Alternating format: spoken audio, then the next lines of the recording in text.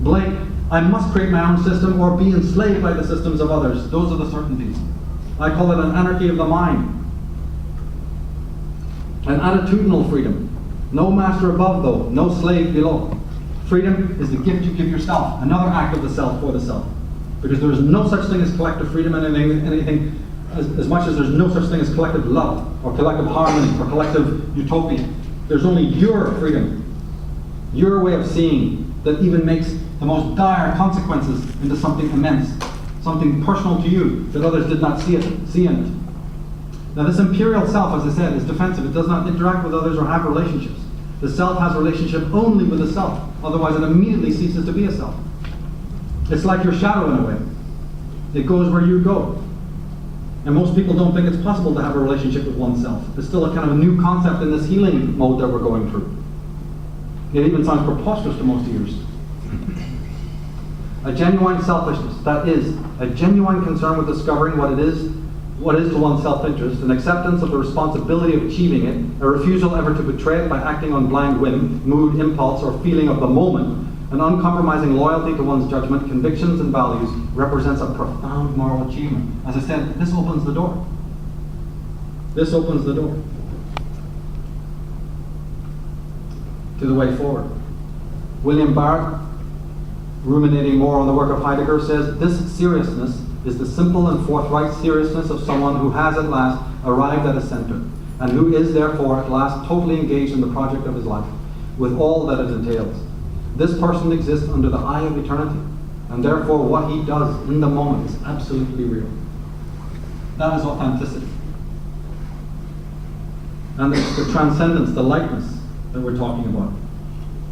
You don't do it, you are it. We're back to the Nietzsche being, Rollo May's analysis of Nietzsche. Being is a category which cannot be reduced to interjection of social and ethical norms. It is, to use Nietzsche's phrase, beyond good and evil. To the extent that my sense of existence is authentic, it is precisely not what others have told me I should be. It's the spirit of rebellion, even attitudinally, even if you can't apply it physically.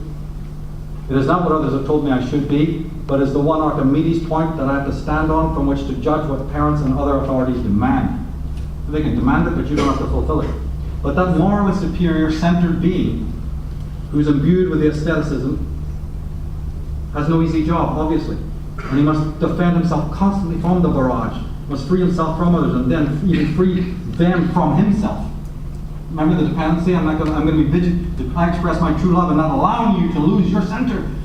I will not allow you to lose your center in my life. If I do so, I am violating sovereignty, my own and yours. Zero tolerance for the lie. Aleister Crowley puts it in the strongest words possible. Because the question arises, is such a man moral in the normal way? Is he virtuous? Crowley says absolutely. Because he sees then that we can never affect anything outside ourselves, save only it is also within us. Whatever I do to another, I do to myself. If I kill a man, I destroy my own life at the same time. Every vibration awakens all others of its own particular pitch.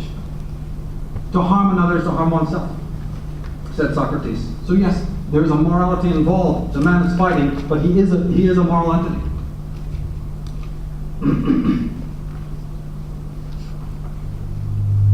But this man and his élan vital, his centrality, his moral superiority is the greatest threat to the controllers. Remember, at the very beginning we pointed out what is their greatest threat and how they manipulate the legitimate anxiety is their threat.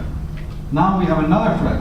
The very existence of this man, his very physical existence, is a deep, deep threat. And so a great deal of the mechanisms and the orcs that they unleash is to stop this very process from taking place. Education, medical, television, media, the lot. They wish to obliterate that person. Or, another way they do it is to make it so stressful to be that kind of person that you go banging at the gates of the global village, let me in, I can't take it out here. Alan Watts says the most strongly enforced of all known taboos is the taboo against knowing who or what you are really behind the mask of your apparently separate, independent, and isolated ego. And Nietzsche says the individual has always had the struggle to keep from being overwhelmed by the tribe. If you try it, you will often be lonely and sometimes frightened. But no price is too high to pay for the privilege of owning yourself.